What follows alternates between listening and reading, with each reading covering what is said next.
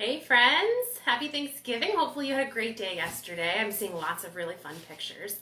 But today, maybe you have a ton of Thanksgiving leftovers and you want to learn something new to use them with. So, if you've ever seen the Great British Baking Show, put me in the comments.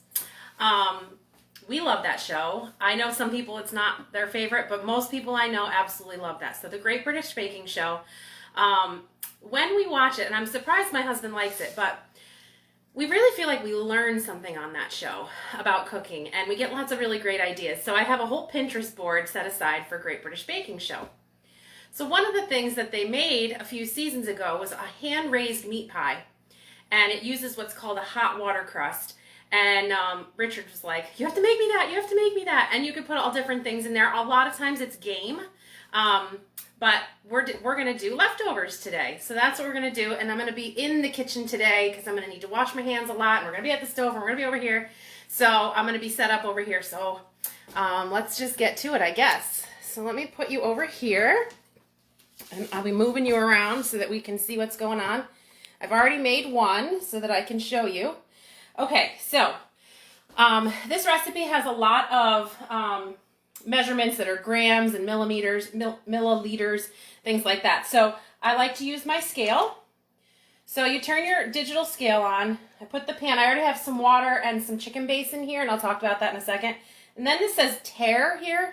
You click that, and it zeroes it back out. Okay, so the hot water crust is not always super yummy. What we discovered when we watched the show is that the hot water crust, a lot of the crusts that they used were really just a vessel for the stuff that was inside. So it didn't always taste great. So what I did was, this was just supposed to be water and lard in here, but I put some chicken base. Let me just show you that real quick. I get this at BJ's, chicken base. Can you see that? I don't know how to, there we go, chicken base. There. It's a paste. Instead of bouillon, it's a paste. And it just gives really, really great flavor when you're making broth or, things like that. And by the way, honestly, if anybody knows how to help me with this, John Z, I'm calling you out. Help me, help me, help me, okay? These rings on my glasses, I don't know how to use this right, I don't think. So, also before I keep going, shout out to my mother-in-law who zipped over here with another springform pan because I needed a second one. Okay, so here we are. We've got the water and the chicken base, and then we have lard. Let me get the box so you can see it in case you want to make this. This is in the grocery store, at most grocery stores, so lard, okay? Which is just animal fat, basically. So we're going to measure out, and I had it already started to be measured, which is why it's already cut up, but the scale's zeroed out, so... Okay, so I need 150 grams. So I'm just going to go a little bit slower here so I make sure I don't overdo it. See, yep, that's perfect. Okay, just put a little bit more. A little bit more. Take that little smidge out. Okay, close enough. There we go, 150. Okay, let's get rid of this. All right, so that's going to be, we'll bring this over. We're going to put that on the stove, and we're just going to cook it to a simmer, okay? So I'm just going to turn that on. Let me just wash my hands a smidge. Okay, and so what I have in this bowl, I've already measured out the bread flour and regular flour. Bread flour is a little bit more sturdy. So I just used the King Arthur bread flour, but I did the same thing on here with the scale, and I measured it out by weight. So I'm going to throw this on here.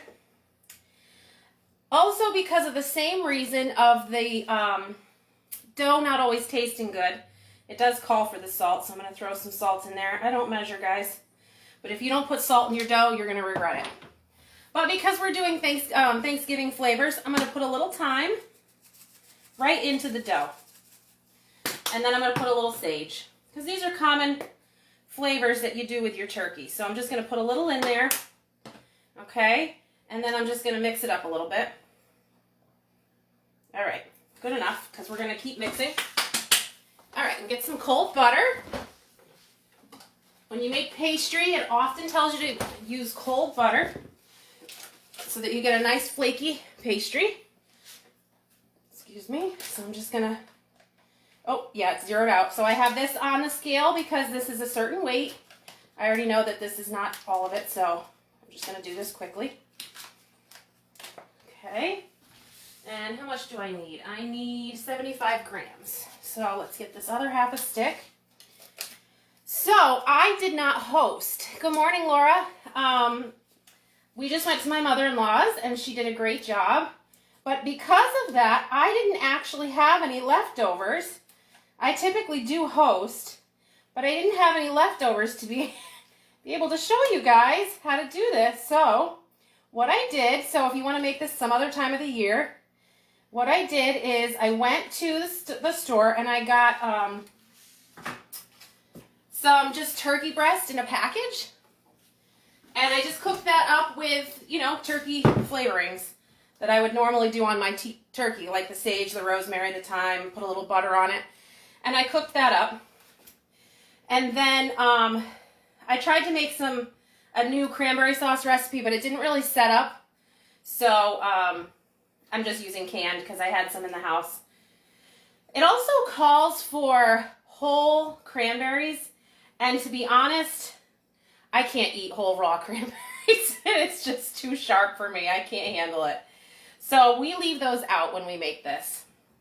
And then I have stuffing. And I didn't have any stuffing left over because I didn't host. So I actually just used some stovetop that I had in the house. But any stuffing will work. So, but if you're someone who just needs something quick, stovetop, canned stuff, you know, whatever it is you've got. You could probably even use ground turkey and season it however you want. So whatever you like. Obviously, you can put different meats and different fillings as well. It's just the concept of it, and there's lots of recipes for different things. You do have to be careful about too much liquid, though, because then it'll be just kind of coming out. So what I'm doing right here, if you've never done this before, is I'm getting the butter kind of cut into the pastry just by kind of shushing it around in my fingers and mixing it in with the flour and breaking it up into smaller pieces. And this butter becomes like little pockets in the dough, and that's what gives it its nice flaky, kind of airy consistency. So this dough is a little interesting, and I'd like to know the science behind this a little bit more because you work so hard with these kinds of doughs to keep the butter cold, but then you add hot water to it. Melted water and, not melted water, melted lard and water in here. And so it kind of defeats that a little bit, I would think. But I will say this time when I was watching carefully, there were still some flakes of butter left in there. So maybe it's okay. Yeah, so hot water crust. Like I said, it's not always very flavorful, and you know, it's hard to get a good recipe. I did one that had like little beef ones last year, and the batter was like soup. So I thought there's no way this could be right. So I cooked it down until it was way less liquid, and then I cooked it and it was like dry as a bone. So I have to find the right balance between it all. But this particular recipe is super easy. And I mean, I would say you could probably serve it, you could layer in some mashed potatoes if you wanted to. You could serve it with some gravy, probably. It would probably be delicious. But if you're one of those people, I don't know if you saw these posts throughout the week about all the what is it called? It started with a B, but fear of your food touching. If you're one of those people, this is not your recipe. You're not going to want this recipe at all. Okay, so let me just wash my hands. Turn that up a little bit because it's getting there, but it's not quite ready. That's about right. Okay, let me wash my hands. Be right back. So who hosted? Who did a small at home by themselves? What did you guys do for Thanksgiving? I see a lot of people did the by themselves, which is fine. And that they found that it wasn't so bad. We just had a small little thing with my mother-in-law's. So that was fine. The turkey came out perfect. It was so juicy. But anyway, I got flour all up inside my hands here. Okay, so I already have some flour on the counter because I made one of these already so I can show you a finished product. So while I just wait for that to melt up real quick here, I'm going to very lightly floured surface. You don't want a ton because you don't want to dry it out and get it too overdone. Let me see here. Okay, so did anybody do anything interesting for Thanksgiving? What kind of things do you guys eat? I'm a traditional turkey and corn, and we didn't have any sweet potato, which is okay by me because I'm not a huge fan of the sweet potato casserole. However, I have a friend that just made one that was absolutely delicious, so I'm going to have to get her recipe because I typically don't like it, and it was great. We're almost there with this, and then we'll dump it in, and I'll show you how to pull the dough together. And then once the dough is pulled together, it's really super quick and easy, so we'll be getting right to it. I already have the oven is set to 350. And then while that just finishes, let me just show you real quick over here. I have a springform pan and it's sitting on another pan. Because this dough, as you can tell, is full of lots of fat. So it will leak out the pan. Trust me, because I didn't do that on the first one and there's a drip down in the bottom of my oven. So that's something you want to make sure you do. Oh, good, Lois. I'm so glad. All right, so now we're simmering. We don't want it to boil. We just want it to get it to a simmer just so that it's hot and melted. Okay, and you make a well, and let me put you down here. Okay, so you make a well in the center. And then you take this, and you just pour it in the middle. Okay. And then you just slowly work it in. So I just start stirring with a wooden spoon. So you don't have to have any special tools. You don't have to have a food processor, nothing extra, nothing, you know. Most people have a bowl and a spoon. And you just start pulling in, and it kind of has like a mashed potato consistency at this point. I don't know if you can see that. Just start pulling in the dry stuff, mixing it together. It starts coming together. It's not like a pie dough. It's not the same as that texturally. So if you're used to making pie, this is going to be a little different. Like I said, it's definitely more in between. Once it's done, it's in between like mashed potato and regular dough. That's been my experience. So just get this mixed in. I'm going to stop with the spoon now. You do want to use the spoon in the beginning because it's hot. You just took water off the stove and you poured it in here. So now I'm just going to do this because it's faster. Okay, still a little hot, but that's okay. It's not too bad. Just get it kind of mixed in. Make sure all the flour's in there. Almost there. Okay. Yeah, make sure you pay attention to the fact that you poured hot water in there because I don't think I did that the first time and I regretted it. Okay, so you do need to knead it for just a little bit, which is what this is for, but not for very long. You just want to pull it together and see how it's all like broken up here. You just kind of want to pull it together. It is definitely a very different texture though, so be prepared for that. Okay, can you see that? Yeah, okay. So just knead it a little bit, pull it all together. You don't want to overwork it. Okay, good, that's good. Okay, then you're going to just take about a quarter of it off and just put it aside. Okay, and then we're going to roll it out. It's so easy to roll out. It doesn't have that, like, I don't know, like spring back kind of a thing. It just rolls out. Okay. You do want to try to get it sort of roundish. Doesn't have to be perfect, but pay attention to that because you are going into a round pan. And you want to make it bigger, a decent size bigger than the pan itself because you're going to tuck it all the way down the bottom and up the sides and have some overhang. So it doesn't really talk about thickness, but because it's a vessel for all of this food, this meat and stuff, I make it just a little bit on the thicker side. Not too bad because you want the dough to be able to cook. Whoop, hello. Okay, get back on there. It's very forgiving, this dough. Very, very forgiving. Okay. So, then what I do is I take it very carefully, very, very carefully. I make sure I kind of come along with it. Fold it in half. And then fold it in half. Whoops, I ripped it. I didn't have this trouble when I didn't do it live, guys. It's always when it's live.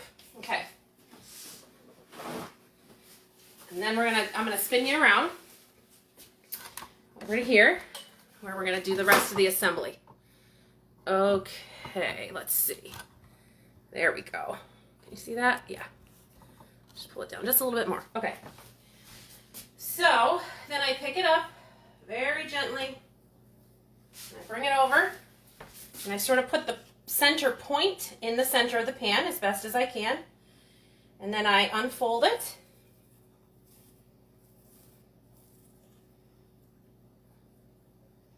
Yeah, I kind of had a little bit of a tear situation over here, which I did not have last time.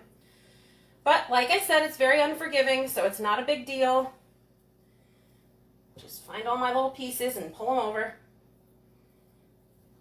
Very forgiving, not unforgiving. Okay. You didn't have to roll it out per se. You can just mush it around in the pan, which is what looks like I'm going to have to do on this side, which is totally fine. Okay. So if you have any like holes in the bottom or whatever, just push it together. It'll work out just fine. I got the big hole over here, which I don't know where that came from, but there we go. It comes out beautiful, even if it starts looking like a hot mess, so it's not a big deal. As a matter of fact, I have my rolling pin is actually really good for doing in your pans as well. This is a Pampered Chef rolling pin. I've had this thing for years, and it works really great for getting up the sides. And I did not have any of this trouble last time. I just made one an hour ago. Okay. A little more on the bottom there. Shush it in. This is so, of course, because literally it was so easy and perfect the last batch. So now you're looking at it saying, I could never do this, but look at how easy I patched it up. Super easy. So I just have my turkey and my stuffing and my cranberry sauce over here. If you like the tartness of a cranberry, put the whole cranberry, mix it in with the cranberry sauce first. But it's just too much tart for me. So, okay, that's good. Make sure you push it into all the corners. You don't want any air pockets, okay? And this is cool now, so I'm just going to take this and I'm just going to sprinkle it in.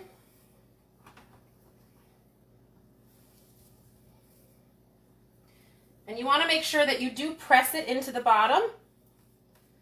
So I'm doing that here. This part is definitely easier than last time because it was too hot last time. So cooler stuffing works better for this process.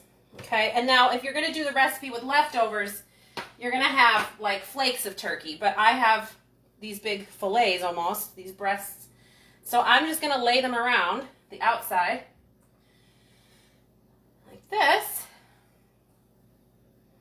Okay. And that looks like a lot of seasoning, but it's fine. Just cut a piece off of here. I do have a knife right there. Probably should have just used that, but here we go. Okay. And then I have this little piece here. And I have this little piece here. Okay. So there's that. And then let me just rinse real quick.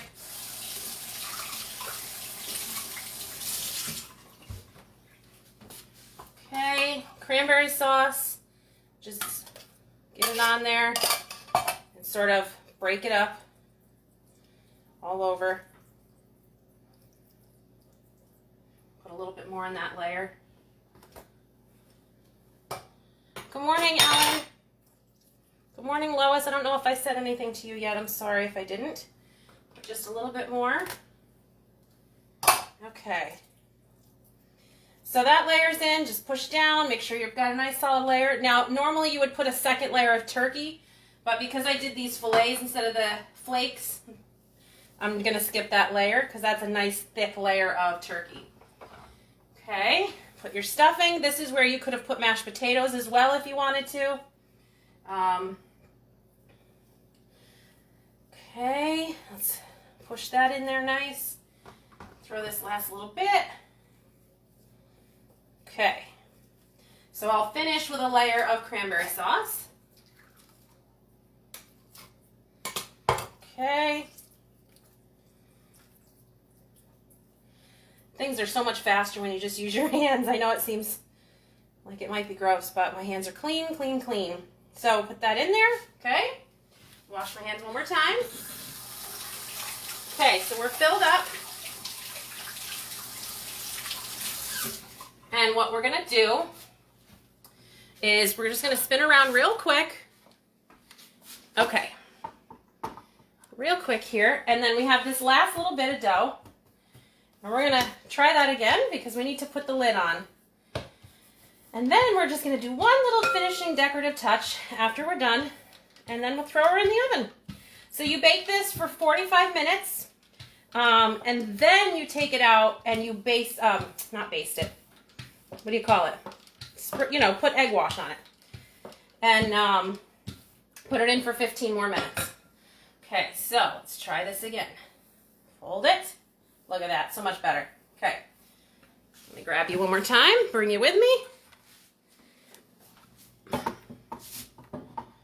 Okay, what's going on here? There we go. Last video I realized you couldn't see me very well in parts of it, so I'm trying to be very careful. So you unfold it. I kind of like it with the herbs in the crust. I think it looks nice. Okay. Stretch it over anywhere it needs to be stretched. Like right here, it's not quite reaching. And then you take all that leftover overhang, and you could crimp it with a fork. You could just crimp it like this with your hands. It's fine. Any leftovers you can just pull off. You don't need all that excess there. Just enough to crimp the edge. Pull that right off. Okay. Let's get rid of that. Okay. And then, oh, there's a bunch of excess here. Take that off. Bunch of excess there. Okay. So the final, tuck those under, those ripped edges, tuck those under. The final thing we're going to do, and we'll throw it in the oven and I'll show you the finished product, okay? You don't have to be crazy. This is rustic kind of a pie anyway. Cut an X in the center because you need to give it a little air hole.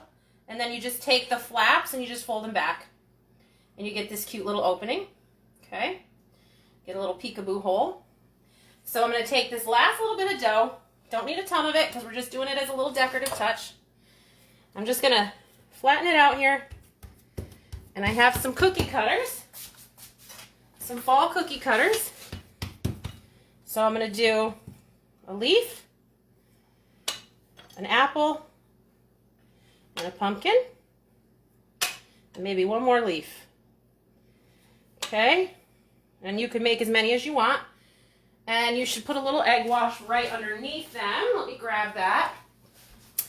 Put it on the back side of the actual thing though, because you don't want to get too much egg wash on there yet. It'll burn. So just get it on the back of here just to get it to stick. Put a little leaf right here. Okay, we'll do our little apple on the other side. And then our last leaf, which didn't cut. Oh, there it goes. Okay. Okay. There it is. Now it's a little decorative. And all sticky again. Okay, we'll throw this in the oven. Take you with me everywhere I go. My trusty friends here. Let me spin you this way though. Hopefully you're not getting seasick. Okay, here it is. Oop. There we go. Okay. So we'll throw this in a 350-degree oven. Make sure you put that pan underneath because it will leak. And we'll set the timer for 45 minutes before we brush it. And let me show you the finished product. Here we go. Okay. So here is your hand-raised meat pie. And we are going to unleash it. Careful about overhang because that'll mess it up. Unleash it. Come on, why is it not opening up? Whoop. Come on, be nice. Whoopsie, dropped my leaf. Okay, here we go. What's happening? Oh, look at that nice crust. I'm trying to be super, super careful. Ta-da! Look at how nice and brown it is on the sides. Can you see that? Let me bring you down here. Okay. Turn the camera around. Look at that. Came out beautiful. So here's our little peekaboo hole. And this time I did the leaves and stuff around the outside. I did a whole bunch of them because I had a lot more dough left over for some reason. So anyway, there we go. So this is Paul Hollywood's recipe. So if you watch the Great British Baking Show, this is his recipe. And it's his hand-raised Boxing Day pie. So if you have leftovers and you're not sure what to do with them, this is an option. Maybe you don't have lard. I have a feeling you could probably just use more butter. But I haven't tried that yet. So anyway, there you go. Hope you had a great Thanksgiving. Hope you enjoyed this little tutorial, and we'll see you next week. Bye, guys.